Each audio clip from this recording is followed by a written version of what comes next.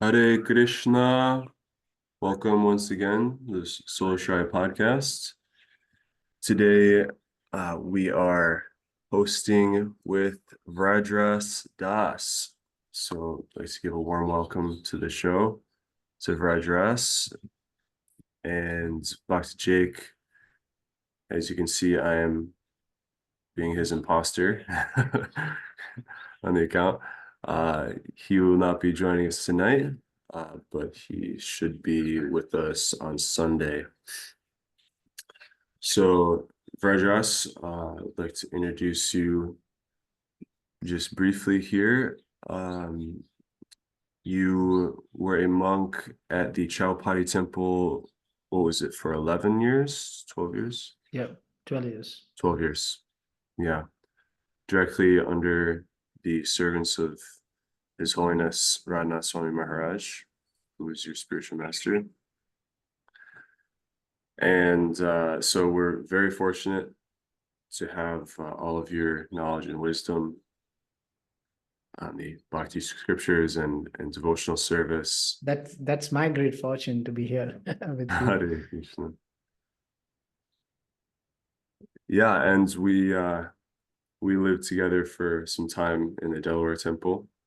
So that was, yeah, amazing part of my life to have your direct guidance and support, as I was very new to Krishna consciousness and always very And in turn, your loving. support, yeah. In Hare turn, your support for guiding me in this Western world. Oh, also where that, yeah. we're all new with, I was so new with all the new ways of America and the dealings with devotees, especially the Western devotees, yeah. So it was like amazing interaction and those evenings, late night evenings, discussing about Krishna consciousness. Yeah. Yeah, always a fun time. Yeah. So we'll continue with reading out of the Krishna book by His Divine Grace, A.C. Bhaktivedanta Swami Prabhupada. And if you're new to the show, we are the Soul Ashraya podcast. So Ashraya means shelter. So the shelter of the soul, which is the Lord. And so Lord Sri Krishna is understood as the highest manifestation of divinity, and that divinity, also known as Bhagavan in the Sanskrit language, which basically means the refuge of the soul, that supreme being who is personally exchanging with the individual soul, right? The supreme soul. And so we are able to have a personal connection with God, and simply by hearing about him or chanting about him or chanting his names, particularly the stories about him, which this book is all about, the stories and also the philosophy in which it is grounded, or in which we ground our understanding of the stories. And in that way, our consciousness gradually and very profoundly is purified, transformed, and illuminated. So this is what we do. We hear from the scripture. Krishna book is a summary study of the 10th canto of Srimad Bhagavatam, most confidential part of the Vedic scriptures, which is exclusively about Krishna. Is there anything else you'd like to add, Raj? Yeah. This is the Krishna book is the forward of the Krishna book is written by George Harrison. And I remember George Harrison says that what everyone is looking out for, everyone is looking out for love. And there's permanent love, that love of divine, which is not mixed with any other desires, the pure love. And that's what is going to bring the soul at peace. And this book, whoever reads this book is going to find themselves in peace and love. Yeah. Nice. Okay, so share screen. I forgot to pull up the Manga Charn prayers, but anyway, we can start with that. We'll just recite those, and then we'll dive into the book. Yeah. So I'll lead Om Namo Bhagavate, call and response, and then you can chant along with me the rest of the prayers. Om Namo Bhagavate Vasudevaya. Om Namo Bhagavate Vasudevaya. Om Namo Bhagavate Vasudevaya.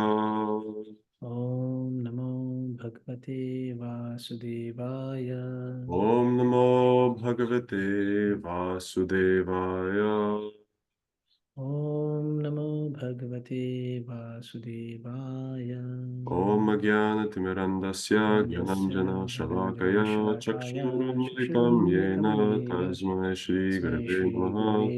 Namo Om Vishnupadaya Krishna Prishtaya Bhutale Shrimate Bhaktivedanta Swaminiti Namine. Namaste Saraswati Deve Gauravani Pracharine Nirvishesha Shunyavadi Pasvadade Shatavarine Pancha Kalpa Tarubhyascha Kripa Sindhu Vyevacha Patitanam Pavanebhyo Vaishnavebhyo Namo Namaha Shri Krishna Chaitanya Prabhu Nityananda Shri Advaita Gadadhara Shiva Sadi Gaura Bhakta Hare Krishna Krishna Krishna Krishna Hare Hare Hare Rama Hare Rama Hare Rama Rama, Rama Rama Rama, Hare Hare Hare. Jai. So we are reading from the third chapter of the Krishna book. And the last session, we were speaking about the different Vishnus and the gross elements of the universe. And we had a very nice discussion with Jonathan Priyadas on science and spirituality. Mhm. Very nice discussion. So I believe we're on this paragraph here. So, Vrajras Prabhu, would you like to begin reading? Yeah, sure. Why not? One has to understand your appearance with great intelligence because the material energy is also emanating from you. You are the original source of the material energy, just as the sun and the source of the sunshine. The sunshine cannot cover the sun globe, nor can the material energy, being an emanation from you, cover you. You appear to be in the three modes of material energy, but actually, the three modes of material energy cannot cover you. This is understood by the highly intellectual philosophers. In other words, although you appear to be within the material energy, you are never covered by it. Continue it? Yeah, at any point, if you want to stop, you can.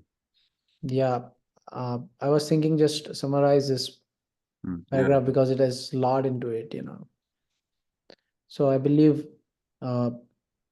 this is discussion between Vasudev and the Lord himself, praying by the Vasudev. So here it has been very clearly mentioned, that who are the great intellectual people or who are the great intelligence. They are the people who are actually discussing the philosophy of understanding the supreme, the divine. And those people who are not interested, who are interested in something lower than that, which is called as the material energy, they are not considered to be supremely intelligent or following the paths of the divine intelligence. So since the Lord is the supreme intelligence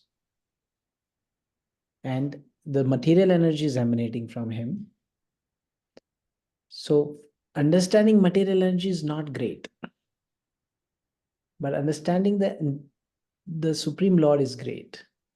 So here we can bring forward this point of people, those who are interested in the philosophy of this material energy or material elements, earth, water, fire, air, ether, they are able to comment and think and spend years and years. They are entering into higher education, PhD, and so many different degrees, and their lifetimes have gone in Nobel Prizes. Recently, I visited Carnegie Mellon University and I had a session there. And over there, I saw in the business school building, they had Nobel Prize winners from that university. It's a very old university, 150-year-old university. Mm. And these people, they have spent their whole life in understanding the material nature, understanding the material energy on science, on business, economics, different subjects. But what is happening is they are trying to understand the cloud which is covering the sun, Mhm. isn't it? Yeah. And that's where I think that this is very important to understand that when we are talking about philosophers, we have to understand that the highest philosophy is to understand the divine, Krishna, who is the sun, and try to understand his existence and not the cloud which is covering the sun, like that. And also, it has been spoken about the three modes of material nature here: energy, which is passion, ignorance, passion, and goodness. So these three modes are actually the clouds. And our major time in our life ends up in playing around or trying to overcome these three modes, where any kind of disagreements, any kind of difference of opinions between people or in relationships or within ourselves.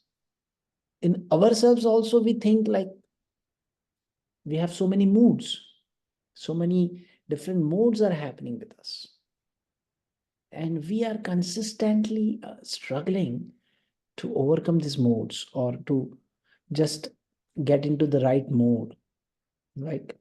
So this is what we have to try to understand is uh, that Krishna is the sun, the supreme is the sun, the divinity, the highest energetic personality is the sun, and the three modes are the clouds.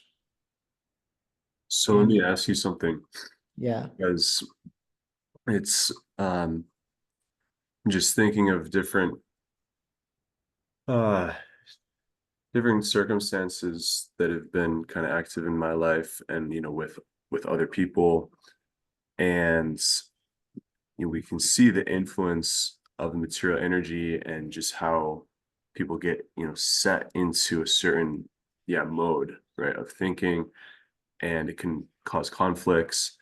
And so this philosophy is saying that that's not them, that the actual person, the soul, is transcendental. They have nothing to do. And it's like, we even, like, on a mundane philosophy, if you can say like that, without knowledge of these books, you can say, well, that wasn't you, you were just caught up in something, right? But I know you, like, if we have love, we know that there's a pure soul there, there's a pure person. And sometimes we make mistakes, sometimes, and it seems natural that they would be something different from that. But it's also observed that it's very difficult to break out of those conditionings, right? Because that's also what we can say, it is the clouds are like conditions that form, right? Different types of evaporation and, wind currents and different things that influence, what kind of cloud coverage you have in your life, right? So if we can extend that analogy by the application of sunlight, right, those clouds are dissipated, and then the pure light of the soul shines through, which is the same as the light of God, right? Because that's who we are. That's what we are, you could say, a part of the Lord. So the question is, because it seems, like who we are and how we operate in the world is so largely determined by our material modes that we have acquired. And how can we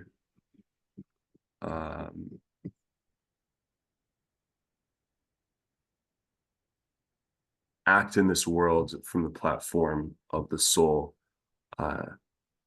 without being influenced by our material modes, if it's like so much of who we are is our condition. It's a very deep thing, right? It's on so many subtle layers we're conditioned, right? Does that make sense? Yeah. Question. Yeah. You made this point very clear that, when the clouds are dissipated, the sun rays are very clear and crystal. And in that sun rays, we need to find ourselves rather than being in the clouds. Yeah.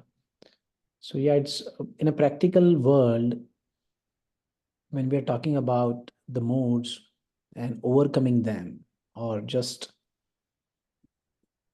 experiencing the inner self, we can put it like that, because the inner self or the soul is always pure, crystal clear. So experiencing that inner self without being disturbed by the external elements of passion, ignorance, and the Sanskrit word is beyond goodness is Shuddha Sattva.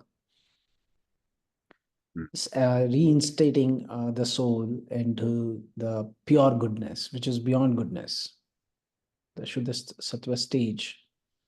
Achieving that stage, there has been many different types of practices recommended in the scriptures from bygone ages.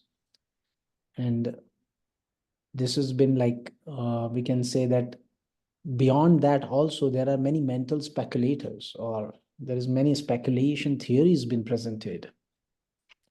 And it is not that people are not working on it. There have been great philosophers, great yogis, ascetics, and many people around the globe, around the universe, around the multi-universes, they have worked on that. And those teachings have been widely propagated, and to a certain extent, people have actually closely reached to their own self, to the inner self. But then, they have not got the right path, or the most correct path, we can say, because every path is the correct, but the most correct path of understanding that how to reach to that inner self, to that pure goodness. Because of that, there is always because one has not reached to that correct path, there is always fallback into this modes. So I was reading this book, Journey Home, by Radhanath Swami, Richard Slavin. He's my spiritual master. He written this book, The Journey Home of an Autobiography of an American Swami. And I was reading this book, and I came across that how Radhanath Swami, the Richard at the time, at the age of 19, left in search of God.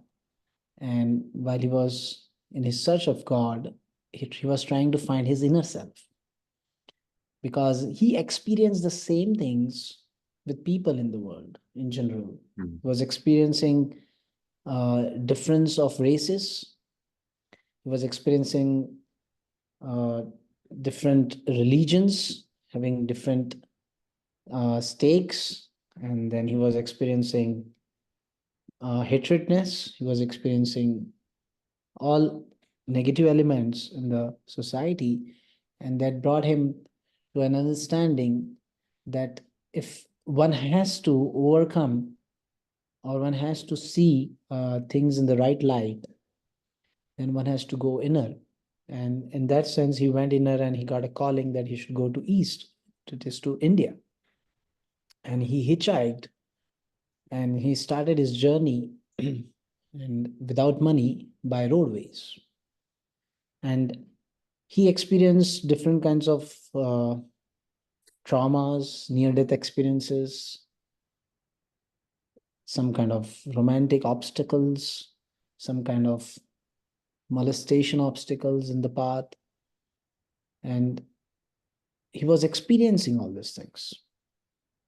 And he has been traveling, and he reached to Himalayas in the mountains in the north of India, in the ice cape mountains, where there are great ascetics and yogis staying. And he was experiencing the nature.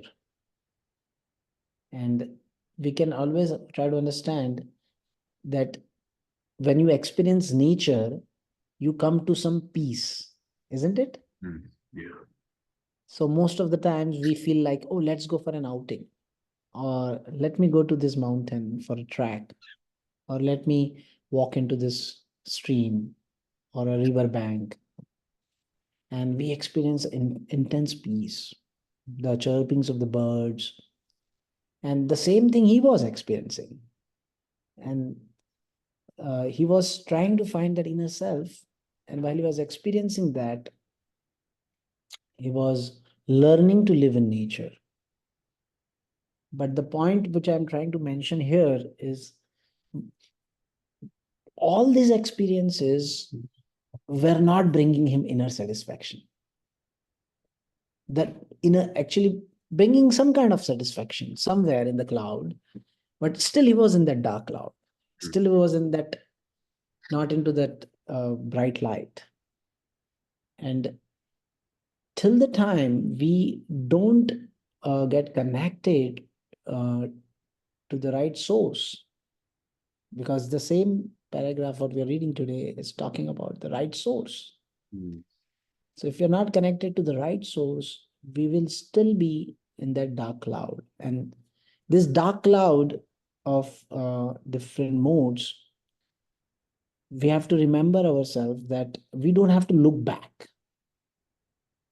When we look back into our practice, like while we are performing any practice and on a path, like the path of Krishna consciousness, if we are practicing, and in this path we are practicing, and we may think sometimes and get proud that, okay, where I was and now where I am. And if we look back, we will experience certain kind of sense of pride, and that may be a reason we may not be able to overcome these modes, because that's where Radhanath Swami, Richard Levin says that I never looked back in my life. Mm. And I was, this point was very striking to me, that Mm. when we are progressing, what makes us stop or give a full stop is checking back into our senses, and going back with the senses into the backward. Nowadays there's a lot of thing happening called reels, REELS. People are on social media and they're making reels Yeah. after. Just trying to freeze frame the moment, right? And like glorify that. Yeah. So they're making reels. And where this word came, reels, from? This word reel came from is from ourselves. Is because it is said that when a person dies, a reel is run in his mind. and the reel goes backwards in his life. And whatever experiences, positive, negative experiences, the mind runs like a reel. And if it is said that if one has somewhere connected with the supreme source, the divine Krishna, then the reel will stuck there. So that is where I was just trying to say that if in our mind we don't have to go now back and look back into those dark clouds, and even Chaitanya Charan Prabhu, the spiritual scientist, he says this analogy in his book. He says that in our life there are two times. One is white cloud and one is dark cloud. So the white cloud is the time when the sky is clear. Just like today, I'm here in Pittsburgh and the clouds were very nice. Temperature is raised. It's like it was 65 and everyone was out on the street. So in the practitioner's life also, in a practitioner who is on a particular path, in that life also, there are white clouds, means health is good, senses are not troubling, you are able to do your practice nicely, you are situated in the right association. But there will be dark clouds where your health may be a little bit up and down, maybe what you want is not happening, senses are coming up like the 10 hands of Ravanas, popping up. Poop, poop, poop, poop, poop. Lord Rama was cutting one head and the other head was coming up, popping up. So the senses, the anarthas, the bad habits, they come up like the heads of Ravana, they pop up. And that's where the dark clouds will come. So it depends on us that how much particular and how much sincerely, without any ulterior motives and seriously, we are into our practice when the times of white clouds or clear sky is there, the bright sun is there. And when dark clouds will come, we need to reflect that light on us. We always keep thinking that we will reflect light for others. We will keep reflecting light for others and we give healing prayers to others and we do it so many for others. But Chaitanya Mahaprabhu said, Kara paropkar, janma sarthak kari kara paropkar. First you fix yourself in Krishna consciousness and then you can help others. So we need to reflect that bright light which was there in our life, which we may not have because of the modes effects. And we need to reflect that light and let that light come in and remove us from all the dark modes. So I believe is that it is we who actually can change this situation. Of course, not without the mercy of the Lord and association of devotees, but it is our decision to come out of it.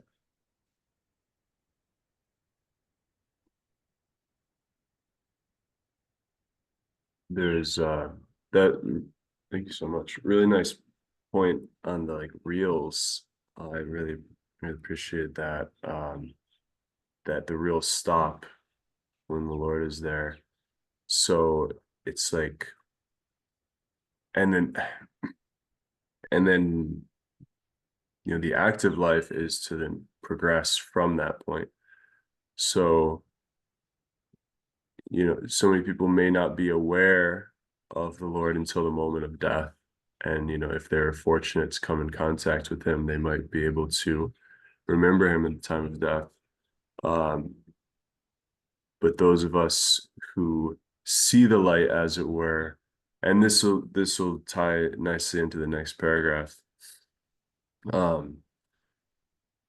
that we then hold that light. And what you're saying is when we have the good and bad times in our life, that we sort of hold on to the light so long as we're able to receive that. And then we'll find times in our life that we need that. And it's kind of on us to keep our consciousness there, right? So it's really, the spiritual life is really about holding your consciousness, or fixing it, as you were saying, on the light of God. So now the next paragraph is going to talk specifically about that light. And I imagine that'll touch on the difference between personal and impersonal conceptions of God, because that's the question is then begged. What is the nature of being in that light? And is it a static thing? Is it just like, oh, the sun is out, isn't that nice? Let me just, yeah, sunlight. Or do we have to do something with that? Or is there something to be done? Or when the reel stops and we see the sun, what is then done? Like, I'm reading right now Sachinandan Swami's Gayatri book, which I just found here, and it's amazing book. And yeah, because for those who are not familiar, Gayatri, Gaya means to sing, right? And Tri or Triate, just like mantra, Tra means to deliver. So it's like that song that we sing, that is from the source, that is from the sun, that is from God, that carries us to him, right? He was describing like this in the introduction. And so he speaks on basically active and inactive spiritual life, or negative and positive, right? That liberation, that Gayatri, first thing, quality of it is that it liberates you, right? So it brings you into the light. But he says that's just from the perspective of being in the clouds. Spiritual life means getting into the light. But from the perspective of the light, what is actually occurring? That there's actually a positive, it's not just the negation of no more clouds, right? Like there's a whole tract from Earth to the sun. Like there's so much going on up there. Like to us, it's just, oh, there's a disc up in the sky, and that's what I see, or maybe we don't even recognize there's a disc because we're not able to see the source, right? The first conception of God is just that light exists, and it's just all over the place, and it's all kind of this nebulous experience of light. But then then we might see, oh, there's an actual disc there, that the light is coming from. But then there's a whole passage to the globe of the sun itself, and that it's not just a disk, it's actually a very large thing. And that there's consciousness, there's activities going on in there, just as there's activities on this planet. What to speak of, this planet is so small compared to the sun. We've probably seen the graph, right? It's like, if there's so much activity going on in this planet so small, how much is going on in the sun globe? We have to appreciate that this is the fact. So in spiritual life too, there's a positive injunction that spiritual life means activity with the personality of Godhead. And that is also given by this chanting process. So let's read the next paragraph here. Okay. We hear from the Vedic version that the Supreme Brahman exhibits his effulgence, and therefore everything becomes illuminated. So Brahman being spirit, right? Yep. We can understand from the Brahma Samhita that the Brahma Jyotir, or the Brahman effulgence, the light, emanates from the body of the Supreme Lord. From the body of the Supreme Lord. And from the Brahman effulgence, all creation takes place. It is also stated in the Bhagavad Gita that the Lord is the support of the Brahman effulgence. Therefore, originally, he is the root cause of everything. But persons who are less intelligent think that when the Supreme Personality of Godhead comes within this material world, he accepts the material qualities. Such conclusions are not very mature, but are made by the less intelligent. Okay. So, yeah, so this paragraph is speaking about that light, and that when we're talking about the spiritual light, which is very common, right? Because this is, again, this is sort of the lowest common denominator of divinity, right? Just a universal principle that we understand. Spirit is light, material existence is darkness, right? That we're in darkness, and when we're illuminated, we see things as they are. We see reality in its eternality, not just the temporal shifting of the clouds that keeps us in darkness of illusion, right? But that light actually is simply the emanation from the body of God. And it's the Bhagavad Gita is cited here. Brahmano hi pratishtaham, is that it? Yep. Yeah. That Krishna says, I'm the source, I'm the foundation, the support of that basically defeats any argument that Brahman is the absolute foundation, and that anything emanating from that, any emanations, are dependent on the light, or that the light is ultimately a priori. I'm not sure if that wording is helpful, but it's basically chicken and egg scenario. Is the light the ultimate reality, or is personhood the ultimate reality? Did the person come from the light, or did the light come from the person? And so Krishna is saying that I'm the basis, that the person is the root cause. There was a track I was going on with that. I'm at a loss.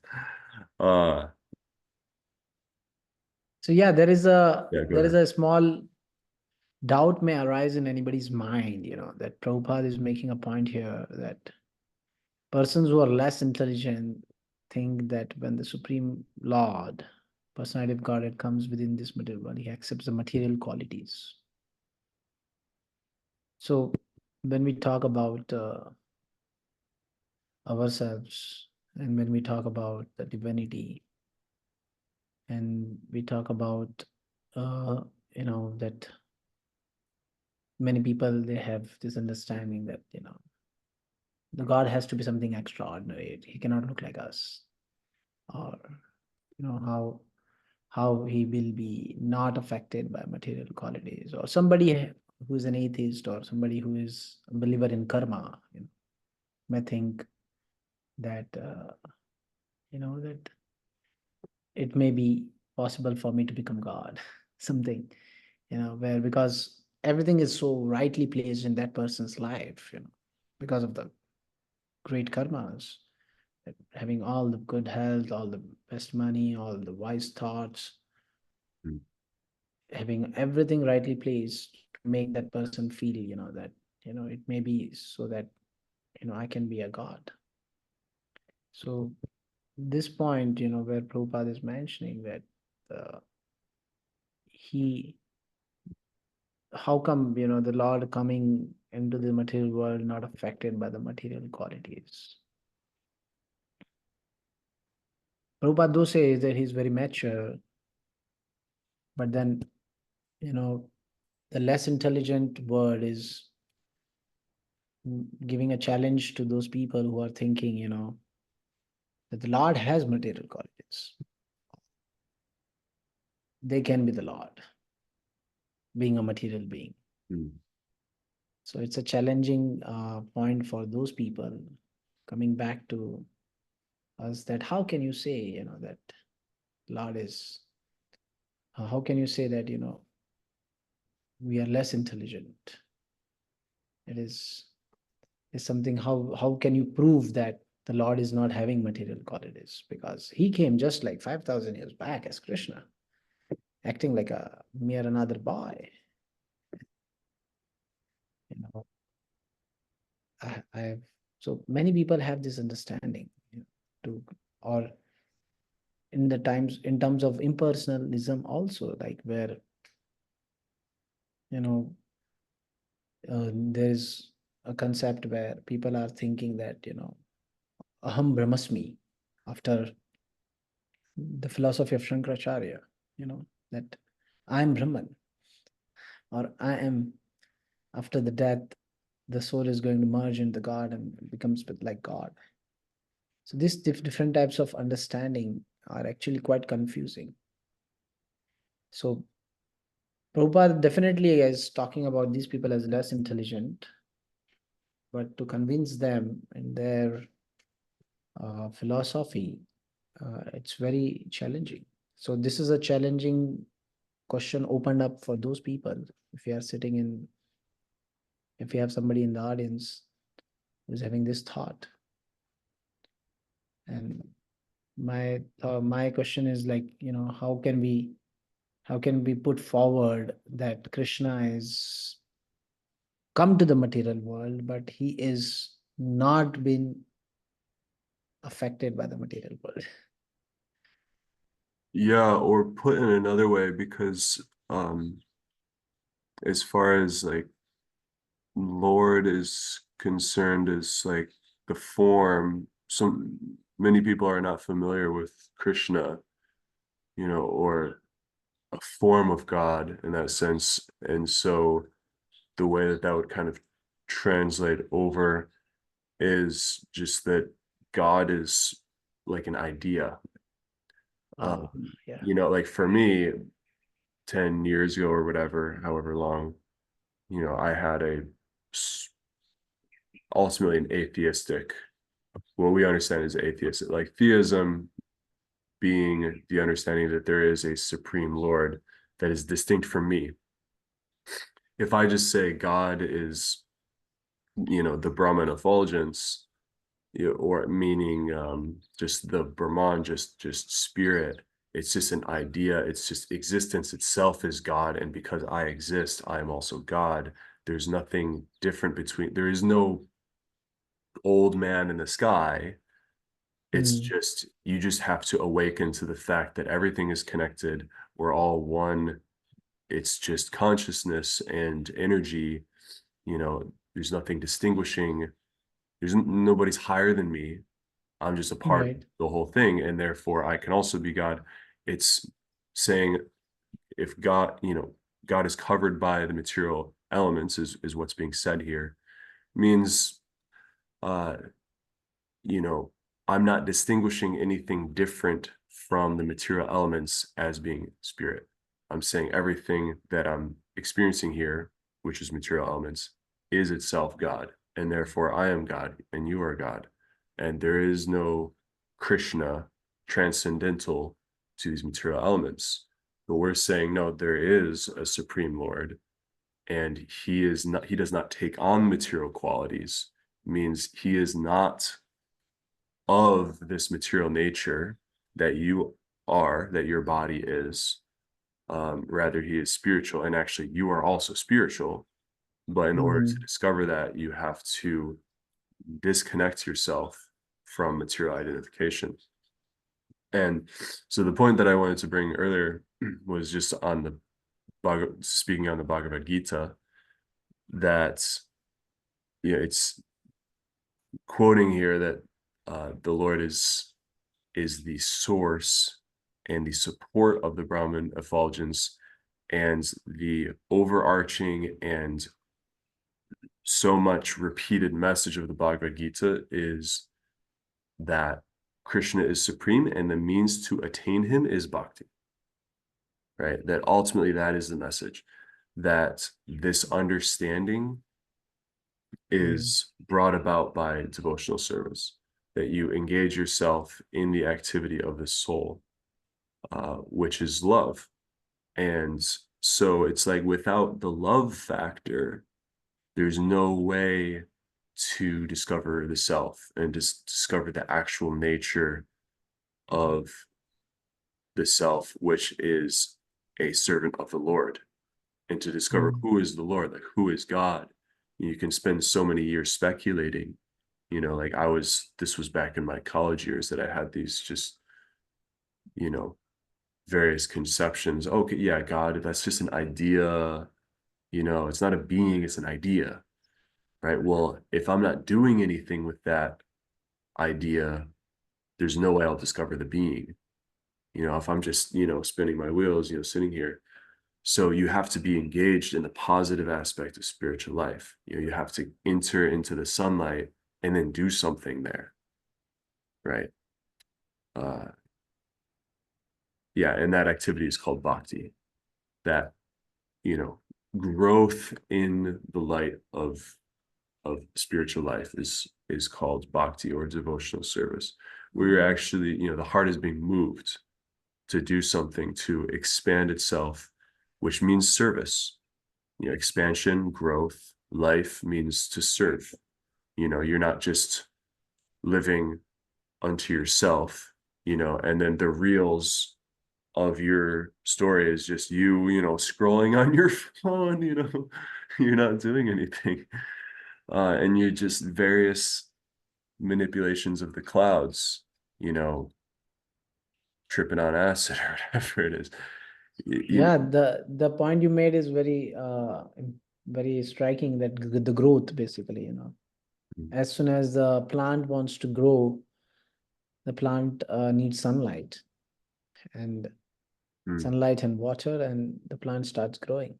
So bhakti is also called as bhakti lata beej, or bhakti plant, which is, we have the seed of devotion, as you said, and then the sunlight, the devotional service, that is activity. So when the plant grows, it becomes active, there is life. And so that point I liked it very much, that with devotional service, we can actually experience that God is not material, but is beyond material. Yeah. Sure. Well, Jai. So it's we're running, towards the end of our time. Yeah. Do you have any concluding thoughts aside from that nice conclusion you just gave? Yeah, the conclusion, as you said, that bhakti, it's the process of devotion to awaken that dormant love in our heart towards God, Krishna. The process is to actually, engage in loving affairs, loving activities with the Lord. And one of the most loving activity, which has been appreciated or loved by God, is chanting his names. And that is what is the Yuga Dharma, or that is what has been the process or the path which we were talking in the starting, is the chanting of the mantra, and this chanting of the mantra, there may be many mantra in the universe, but this specific mantra, Hare Krishna, Hare Krishna, Krishna Krishna, Hare Hare, Hare Rama, Hare Rama, Rama Rama, Hare Hare. The 16 syllable mantra, which has uh, been placed in a combination with three words, Hare, Krishna, and Rama. So Hare is the energy of the energetic, Rama, and Krishna. Krishna is also God, the divine energy. The energetic. Rama and Krishna are the energetic, and Hare is the energy. So when these three words are combined together, chant consistently, it connects you to the divine, to Krishna.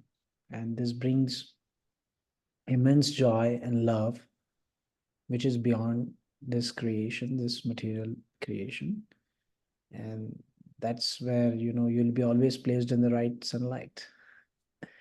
So Yeah, I was just thinking it's like Hare is immediately bringing us into the light, into the sunlight, because the sunlight is the energy of the sun, the energetic Exact. source. Wow, that's amazing. Yeah. Yeah.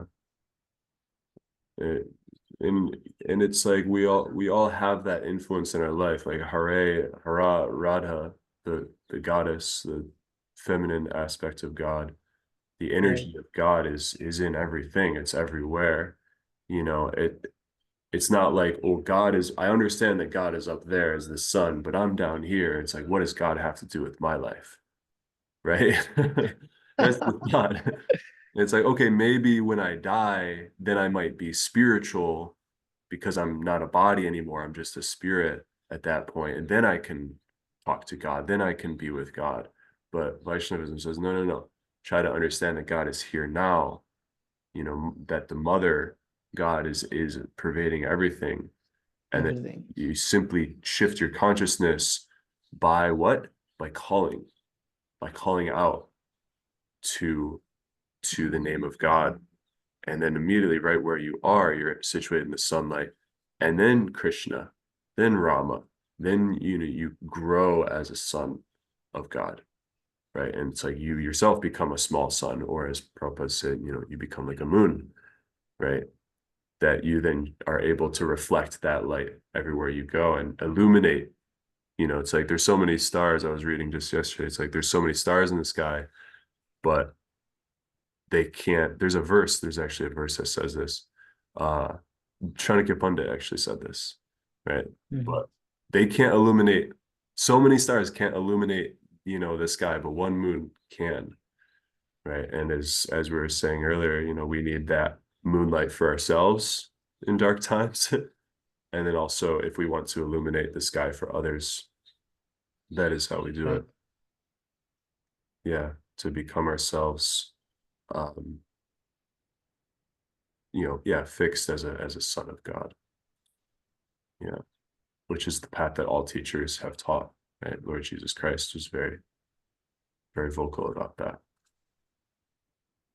So Yep. uh in that mood, we will end our session by chanting 3 times the Hare Krishna Maha Mantra. And I'd just like to say, because this has been a very nice, and thank you so much, Vrajras, a very nice dynamic conversation. But we want to really open this conversation. We're talking amongst ourselves as we understand things. But for those watching, please bring comments and questions, any feedback you have. And this podcast is Soul Ashraya. So we are here as a service for ourselves so that we can take shelter. But anyone else that tunes in, this is also that for you. So in any way that you want to participate, you can join the Zoom class or just on the YouTube or on our Facebook pages where this video is posted. Um, yeah, engage in conversation. We want to expand this light, these moon rays to include all of you, so that your understanding as well as our own understanding can expand and we can all find greater shelter, greater ashraya.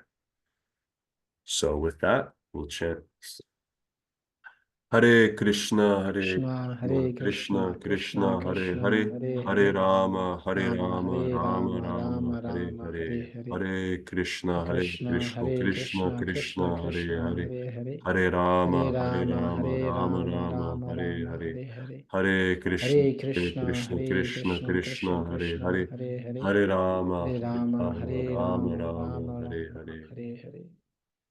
Jai Shri Prabhupada Ki Jai. Jai. Thank you all so Thank you. much. Haribo.